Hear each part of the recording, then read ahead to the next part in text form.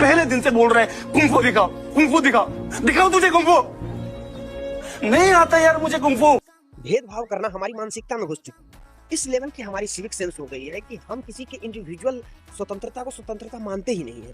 किसी को राज्य के नाम पर भेदभाव कर दिया, किसी के जाति के नाम पर भेदभाव कर दिया, किसी को धर्म के नाम पर भेदभाव कर दिया, और उससे भी नहीं हुआ तो चलो रेशियल नाम पर ही भेदभाव कर देते हैं। क्योंकि भेदभाव करना हमारी मानसिकता में घुस गई है कि किसी न किसी आधार पर हमको भेदभाव करना ही है। बिना भेदभाव किए हम रह ही नहीं सकते।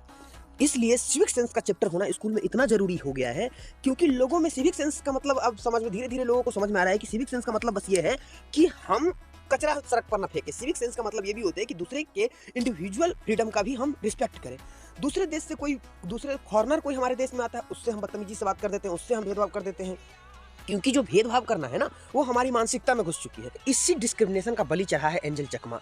उसको बस इसलिए पीट पीट कर हत्या कर दी गई चाकू मार के, क्योंकि वो हम लोगों से अलग दिखता है। बिना भेदभाव किए रह नहीं सकते। किसी को बिहारी बोल दिए, किसी को कुछ बोल। रेशियल डिस्क्रिमिनेशन इस तरीके से, और ऐसा पहली बार नहीं हुआ है, ऐसा हमेशा से होता आ रहा है कि उसको चाइनीज चिंकी पता नहीं क्या क्या बैड वर्ड से हम लोगों को संबोधित करते रहते हैं। क्योंकि हम लोगों को लगता है कि हम ही बेस्ट है। जब तक ये फीलिंग रहेगा कि हम ही बेस्ट है, हमसे अलग जो है वो इंसान ही नहीं है, तब तक इस तरीके की डिस्क्रिमिनेशन होती रहेंगी। लोगों को समझना है नहीं, और इसी वजह से सिविक सेंस नाम का चैप्टर लोगों का फ्रीडम का कैसे रिस्पेक्ट किया जाता है, सबकी अपनी स्वतंत्रता है, ये समझाना बहुत जरूरी